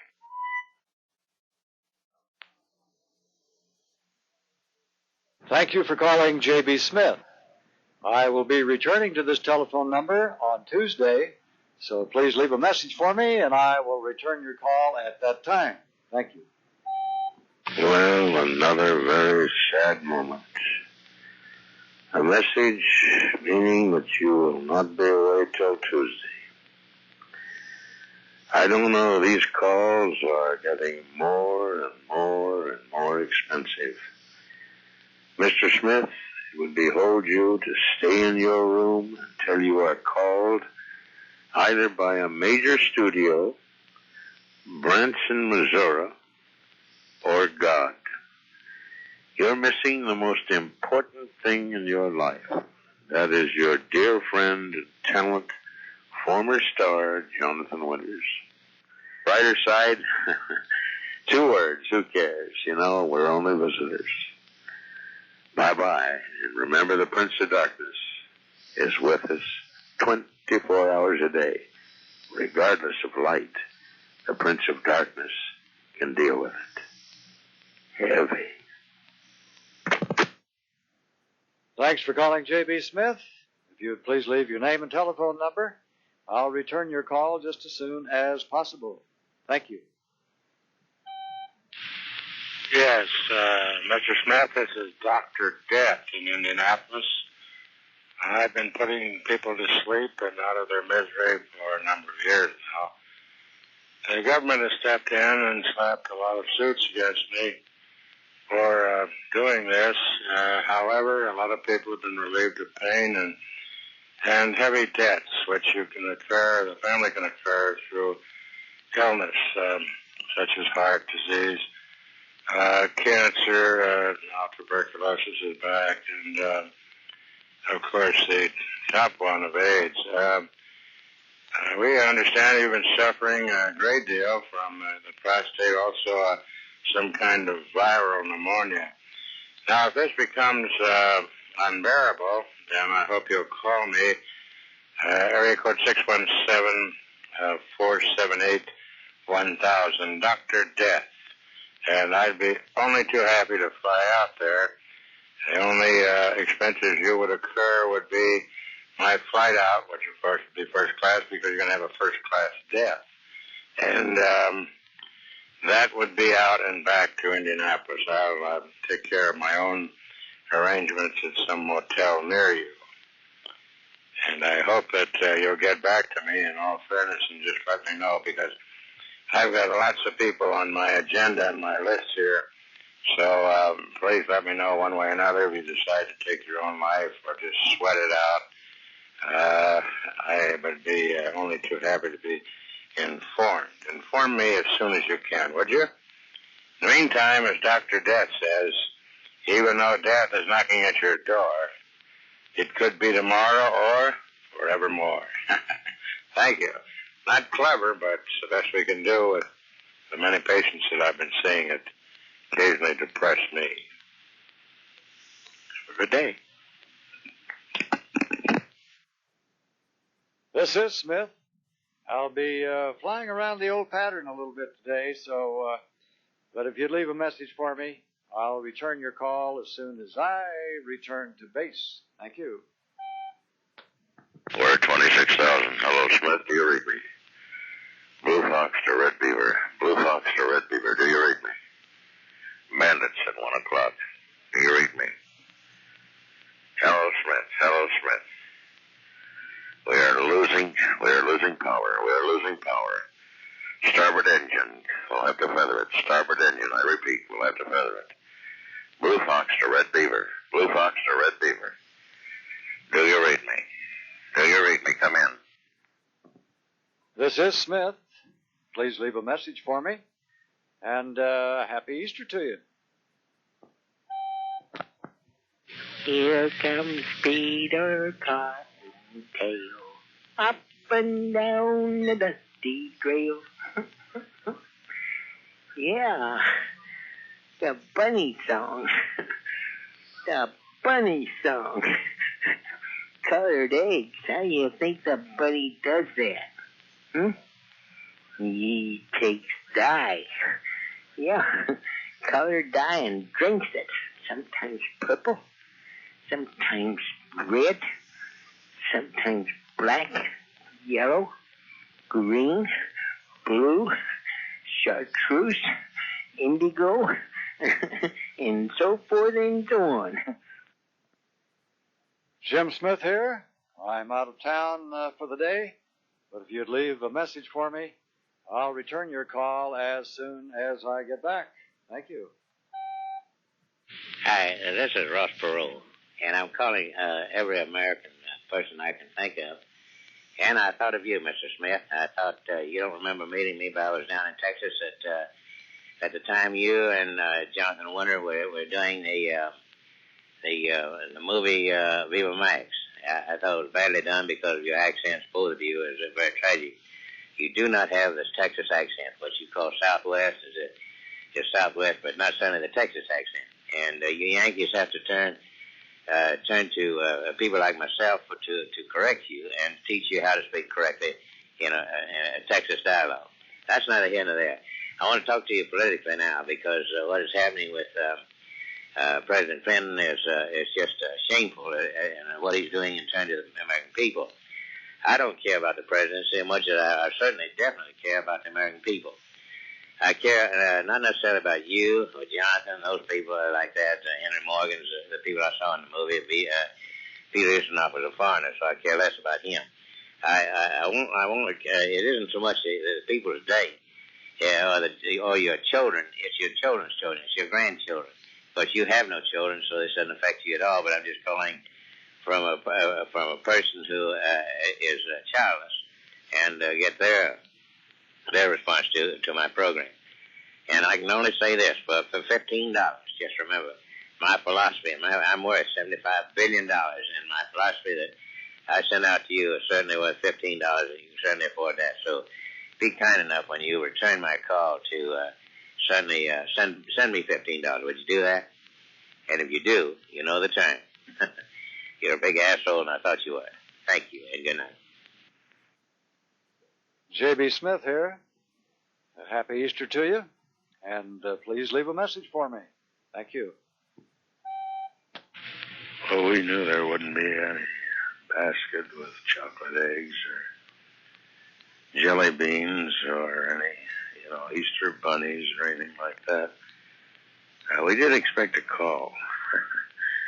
I guess friends are just either cheap or they're tapped out, but maybe a card, written maybe 3 weeks in advance, a postcard, knowing that we'll get here, close to the Easter date. Calls can be expensive. I'm making one now, so I would know. This is a shame, to go through Easter and not hear from a Christian friend. I've heard nothing from you. Apparently out partaking of someone else's food. I can't think of anything else to say other than Happy Easter. In your Easter bonnet, with all the sonnets on it, you'll be the da-da in the Easter parade. On the avenue, Fifth Avenue, you will see a massacre too.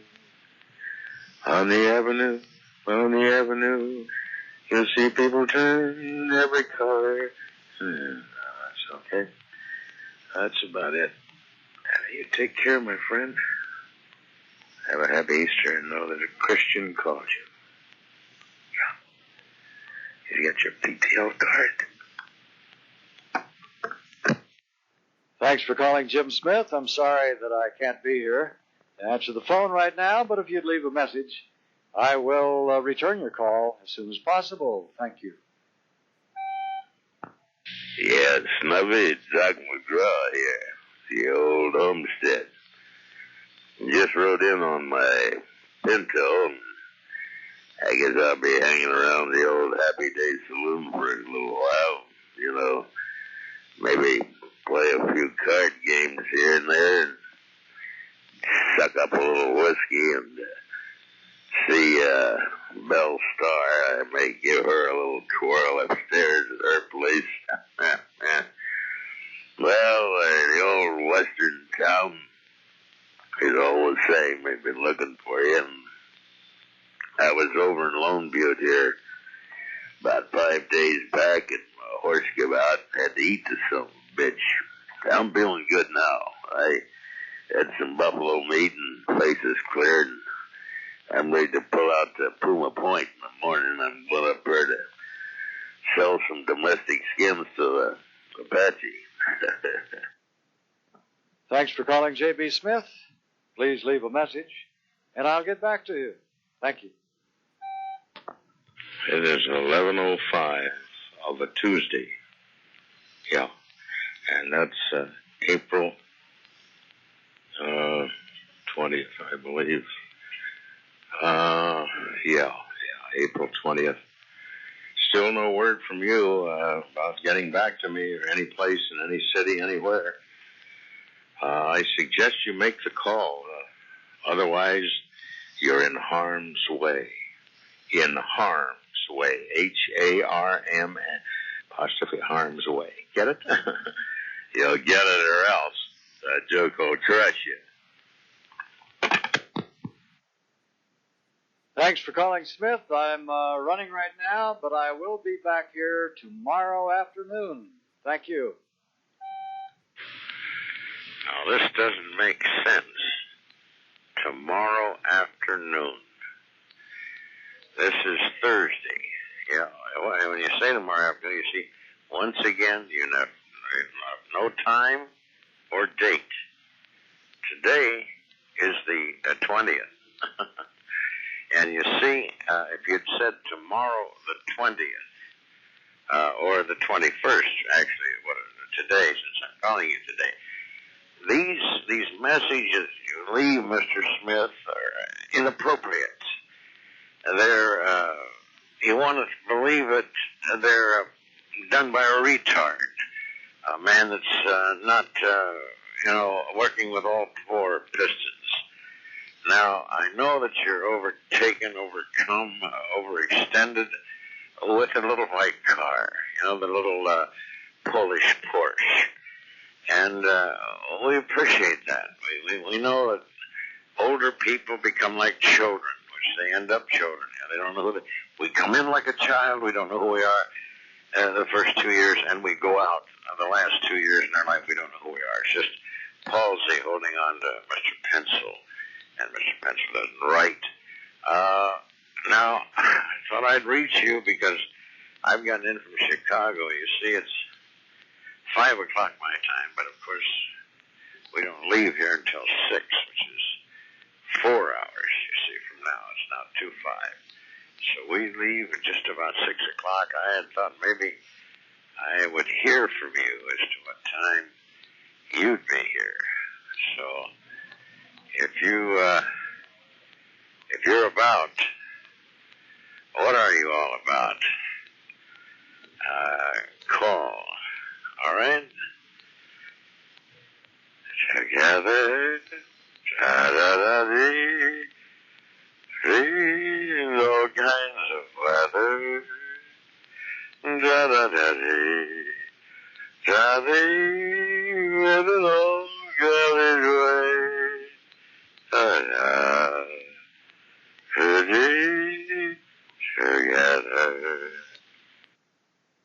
Hello, this is Jim Smith. If you would leave a message for me and the nature of your call, I would appreciate it. And I'll return it as soon as possible. Thank you. The nature of the call. Well, it's a call of a very violent elderly person. Someone close to your age. You realize that just a few months, May, June, July, and August. In August, you know what you're going to be. 69. Yeah, that's a magic number, you know. It's a sexual connotation. 69. Soixante. Well, my friend, it's the last time you'll be that. Then you go into 70. And just remember, the Prince of Darkness is really staring on the walls and the halls and the people with the white hair, people with the bad rugs, people bent over, crippled, drooling and scrolling and fooling and stumbling and fumbling, using a cane, using their hands. Be fewer and fewer sit-ups and, push-ups and running. You will have stopped running, you see. Maybe in your room in tight circles. A few little things there, but the body eventually turns to clay. You heard the expression, feet of clay. Well, get ready.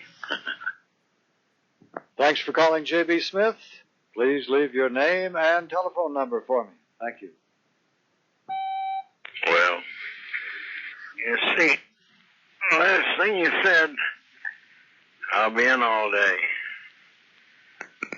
This is one lie after another. And it's another call. I can't call now because I've got an early call. I got to go out to the quarry early and be there till 1 o'clock. That's 10 hours, you see. 3, 8 or 11, 12, yeah. So you said you'd be in all day. You see, I know you couldn't be. You can't sit still that long. You have what so many men have at that age is what was commonly called St. Vitus dance. And I don't know why you'd be out in this heat. This is another letdown to me. Yeah, 3:15. And I don't know what to tell you. I had some important stuff, but now it just has to be shelved again. So good luck and have a wonderful day. And I tell you what you've got to do before the end of your life in the Prince of Darkness. You'll be even, stand a slight chance of getting into the Golden Gate, Golden Doors, and that is to start telling the truth. Because you're not doing that. See, I've learned recently it's more lies, more lies, more lies. And you told me you'd be on all afternoon. I told you I would call. Here I am calling, and you're not there. So I'll have to be at another time. But you have a good day, and remember, concentrate on telling the truth. Just study the life of George Washington as a young man. Thank you.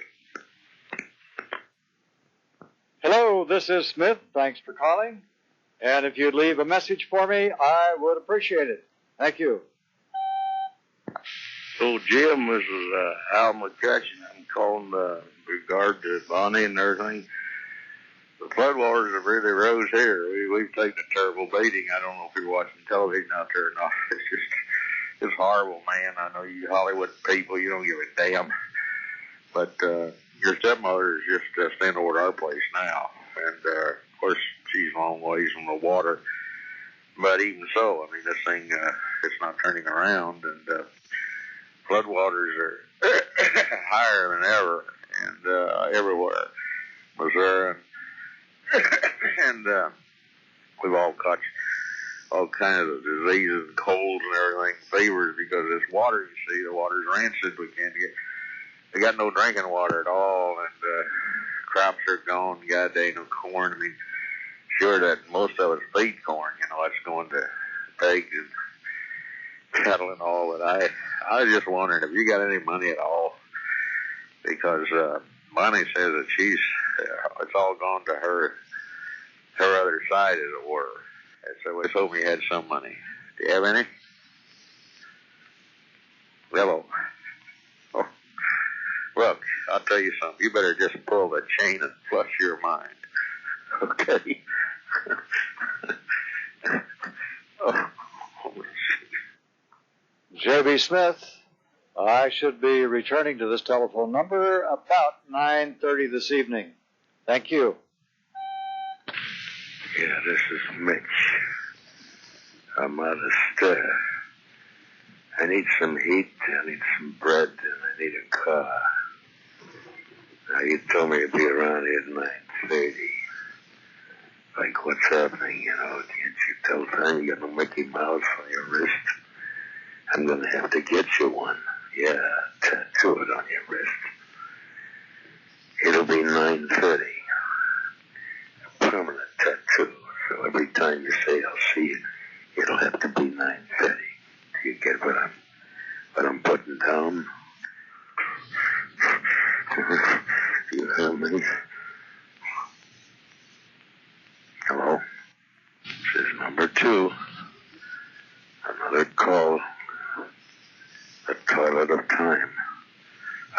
toilet. Hello, this is Smith. I should be returning to base about 8:30 this evening.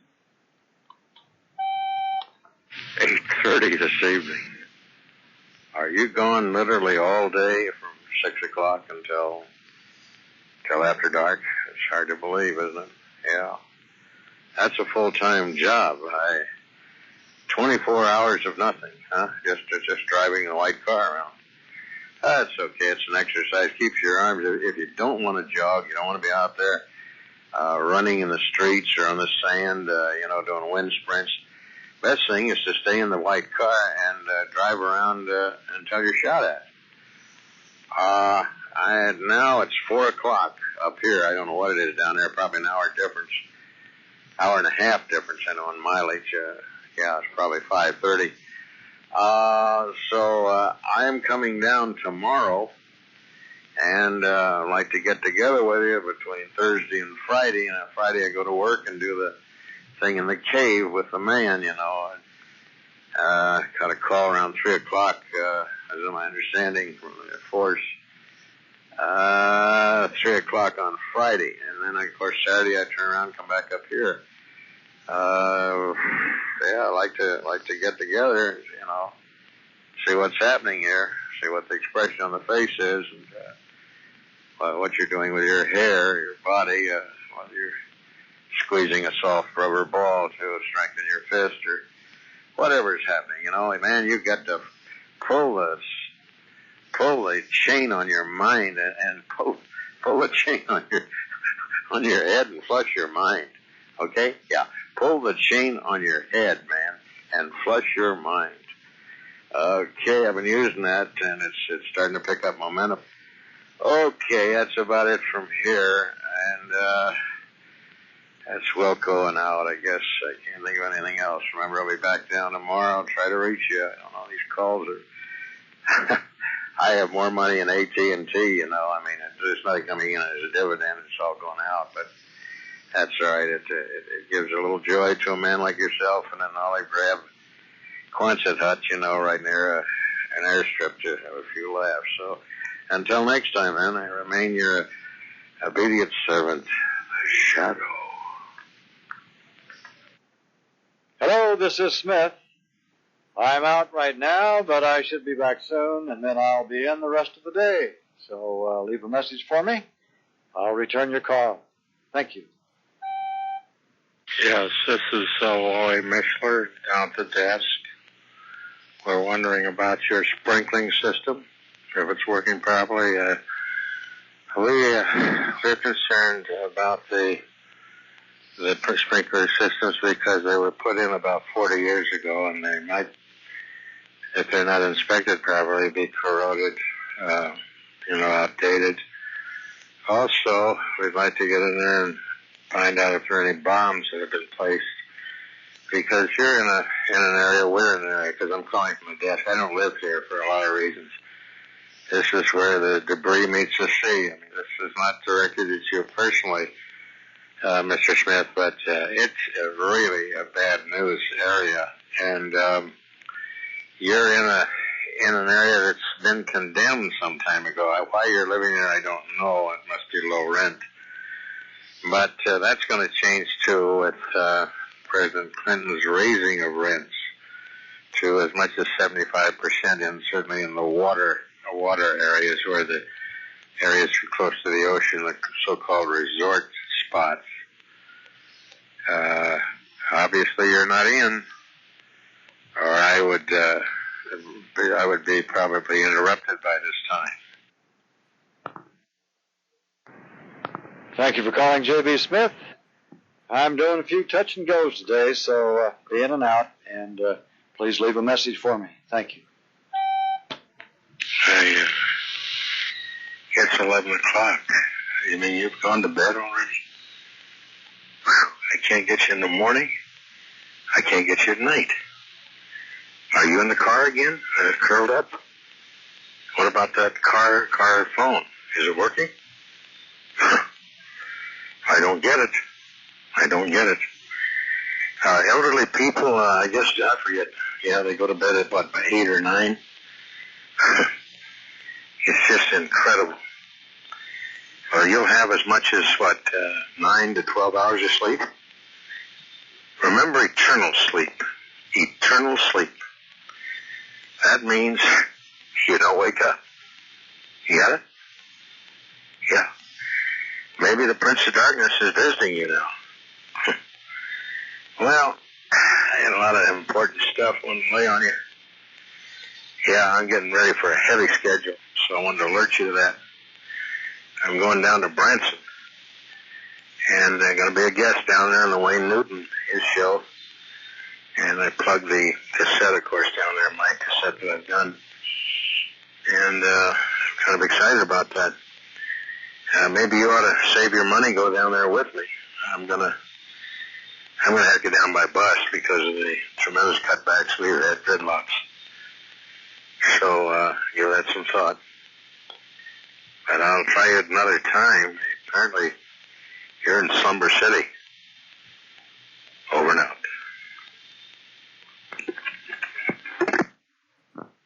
Hello, thanks for calling Jim Smith. I should be back here about 3 o'clock, and then I hope to be in the rest of the day. So I'll get back to you. Thanks. Well, where are you? Yeah, ¿Dónde esté?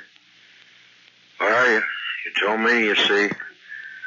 The message was I'll be back at 3 o'clock, or I'll be here from 3 o'clock on. Whatever the wording was, it was around 3 o'clock. Here it is. I made it a special point to get back here. It's 4:30. You see, and you're not there. I tell you, it's costing me more and more money, Mr. Smith. You're not giving me exact times. You've lost touch, just like Bush lost touch with the people. You're losing touch with the stars, the one star that you know, and acquaintances. This isn't good. And I just can't go on. I'm not Mr. Telephone, you see. No, you're right. You see, in your statement about the wealthy, if you think I'm out playing, I'm not looking for work just like everybody else. Because the pennies now are really going. It's like water not seeping, but rushing, pouring out of the dam that's broken. Yeah, I was holed up in there with the water and everything. We had enough fish. All the birds around there. It was a new sanctuary, you see, but the sanctuary now is it's a joke, as they say. So, where have you been? I don't get it. How much research can we do? It's a joke. All right. So, if you want to get back to me, fine. Otherwise, it's in the box and a funny sandwich or half a cup of soup or whatever. Actors are eating now. I don't know, eating themselves, I guess. You call me here at home, okay? 10-4. Thanks for calling J.B. Smith. If you would please leave your name and telephone number, I'll return your call just as soon as possible. Thank you. Well, it's 5 minutes of 11 on the 18th. I thought that you'd be in by now. Now, are you sleeping in the car? Is there some kind of car radio? I don't understand. You get right back to me. It's I repeat, 5 minutes of 11. Hello. Yeah. Have you turned in for the evening? Jesus, the elderly. They go to bed sometimes at 8:30, don't they? It's incredible. Well, it's rain and everything, you see. You might have been washed away. Many of my friends have taken the river scene, and with the economy, of course, turning around, many of them have turned around and taken their lives. And, of course, the sad thing is the Prince of Darkness has warned all the elderly, people like ourselves, not to take your life because there's not that much time anyway. Makes sense. Mr. Smith? Yeah, you got to be on the other end of the line here. It's now 4 minutes of 11. Yeah, I'm calling from the Storm Center. Jay Smith here. Please leave a message for me. I'm sorry I'm not here to take your call. Sorry you're not here to return your call. Well, it's coming up on the 4th of July, and we had fireworks for you. Something that you could hold out of the apartment window in the evening, sparklers. And also, if you've got some older friends like yourself, we've got some 2-inch salutes to get their attention. Bring them to their feet. Hello, this is Jim Smith, and please leave a message for me, and I will return your call. Thank you. Yeah, you should be getting up now. It's 7 o'clock. See, the hours are getting away from all of us. And this thing, you're married to eternal sleep. And this isn't, you're gonna have that, you see, anyway. That's the bonus. Yeah, just striking 7 now. Yeah, about 5 minutes faster on the great clock. I wanted to report here as to what's happened. And you see, once again, I hear nothing. It's, I tell you, as far as being with intelligence, an intelligence unit or information, I would not think that would be your following. Because the responsibility of getting back to a person who's concerned, I don't know if I'm making myself clear, because the sick people, even the well people, I mean, I question how many times I'm understood, because a lot of time, most of my career, I've been too smart for the room. And you've been in the room, of course, when I was talking, and of course you were talking to somebody else. But I should be used to that. You know, I've seen it with my wife, I've seen my father, my mother, and other would-be loved ones. And while I was trying to perform and trying to capture the attention of a few, what I would call today mudheads, the other people were just gallivanting around with their humor. I would like to know, Mr. Smith, what's going on here. I'm coming down tomorrow. I got bogged down today. It's trying to get my book done, you see, like you are. And of course, I'm serious about my book. I don't know. I think you were serious, but now you're just kind of, saying, "Oh, the heck with it, I'll just have some fun and driving around in a new white car." It's a long message, and of course, it's calls get more and more expensive. But it shows you the loyalty that the bond that we have here. At least the one party is loyal, and the other party is just a sham. Or a shame. The nice thing about not hearing your voice, the only thing is really, I'm not, you don't try to top me or interrupt, the art of interruption. This is the one time that silence prevails at the other end, which is semi good.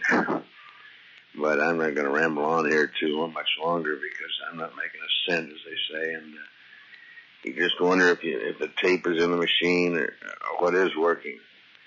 If you can find it in your pocket, forget about your heart, because I think that's probably a Mattel reject anyway. In your mind, what's left of that, to call me. It just if it means calling me collect, I guess I'll have to go to that, because the spending of money on your part now is, I realize your hand is deep in your pants. But at any rate, please inform me one way or another. Maybe just drop me a card. Thank you so much, and have a good day, because It's certainly sunny and beautiful up here. I would imagine down there the only reason it would be overcast would be from the smoke from the guns that are killing people. Thank you. You have reached J.B. Smith. If you'd leave your name and telephone number and a message, I would appreciate it. Thank you. Well, we're not leaving any names or numbers. This is a city and country of paranoia. It means that they can use your name and false pretenses, and the number can be traced. Your house can be blown up, or you're murdered in it. Hello, and thanks for calling Smith. It's getting a little late, so I'm about ready to turn in, but leave a message, and I'll get back to you in the morning. Thank you. Tell me you're in bed already. You always want to listen to the news before you go to bed. It's now 5:11. A regular Caucasian people, even the elderly, usually go to bed right after the news. It's 11:30. You see, now it's only 5:11. Well, you see, you can't reach you in the morning, midday, and now, of course, there's slumber time. You're not available. There's no sense in leaving a message because you're not near the telephone. You see, you should carry one in the car. That you can pick up right away, because what's happening at home is in the service, you're not getting it. Well, we'll have to try again in a week or two, I guess. It's a wasted call again. Yeah, it's now 4 minutes of 11. I've talked for a minute and have not gotten any voice. This is very sad, very sad. Oh, God. J.B. Smith, please leave a message for me, and I'll get back to you. Thanks. Do you go out of town a lot? I mean, do you go as far as Cathedral City or Bakersfield or up to Eureka or Morro Bay? I mean, I don't understand the reason for the machine and for messages if you don't return them. I'm in a quandary, yeah, as to what is going on. Are we dealing with illness? Is it the prostate? Is that it again? It could be Alzheimer's. Of course, you're close to 70, like Mrs. Winters. 69 this year. Oof, boy, I mean, that's a time when the mind is full of fantasy. I've made several calls and have received nothing. I can only imagine that you're, on your way to Branson or, back to Iowa. And I only, what information I can get, which is so little, it must still be around. Otherwise, you would have said I will be out of town for a period of days, unless the paranoia has set in so, and is so grievant that it's taken control. But I have these ideas here. I'll just have to go ahead without your prowess. I'll get back to you later.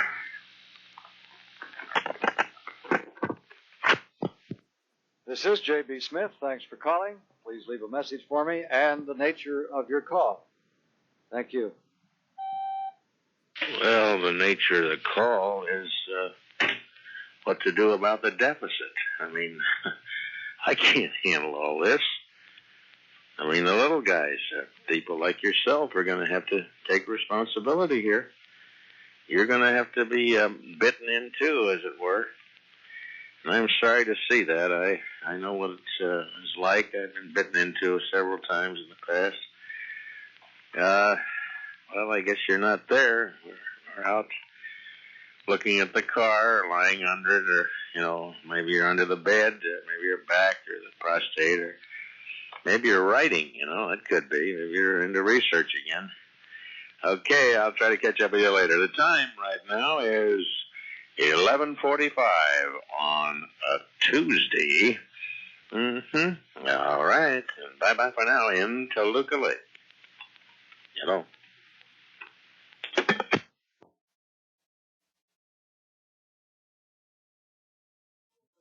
Hello, this is J.B. Smith.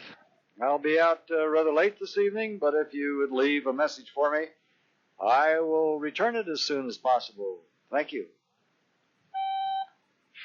Well, you see, it's late to me. I'll be in bed in a half an hour. It's 8:30, and of course to you it'll be 11:30 or 12:30. I guess you're on some kind of a magical tour. I guess preparing yourself for heavy taxation. You better study all the papers now, because one mistake and you're in prison. Hello, J.B. Smith. I've stepped out for a few moments, so if you'd please leave a message for me, I would appreciate it. Thank you. That's it. I can't call anymore now, because I think stock must have gone up at least 10 points this morning, and thanks to my many calls. I tell you, the best bet I think is now to return just hopefully one of the calls. Would I be out of line in asking for that? Just one of the calls. Yeah. Okay. Thank you so much. Thanks for calling, Jim Smith. I'll be in and out of here for a while, but leave a message and I'll catch up with you. Thank you. I don't get it. I repeat, I don't get it. If you were to leave for any length of time, like 3 to 4 days, a week, or forever, you should alert what few friends you have. Is that possible, to alert them that you're out of town, that we're in heavy study or research again, that the book is finished and you've taken your life after all, and moved to the outskirts of Waco, waiting for an even bigger fire? Please contact me when you can.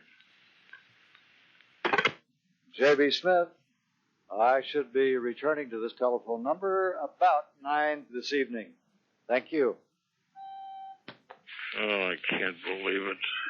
Oh, no. See, it's 25 of 8 now. And here, if I'd waited a half an hour, then I would have caught you. Do me a favor, because I've called you many, many times, Mr. Smith. Many, many, many times. Call me when you get in. I'm here in Santa Barbara. And try to make contact, because I'll be gone. I'm going to Ohio on Thursday. So I certainly would appreciate your calling me, even if it's a comparatively short call. I know expenses and this and that, but this would behoove you to make this gesture at this time. Perhaps a present will be coming your way on the 20th, when we turn 69. So think about that, something that'll be decent. I always come up with something, that's outstanding. So since this is so close to the 7-0 mark, I figure the gift will be something worthy of both of us, and you'll be able to say, "Oh, boy, where'd you find this?" So I would expect that kind of surprise in your voice. You're a good actor, so let's see if we can be an even better actor. And above all, call me as soon as you get in. Thank you, and a pleasant good evening. Please don't disappoint me. If we're thinking about that gift, we don't want to use that word, disappoint. Just be sure you call. All right? I'll see you on the airwaves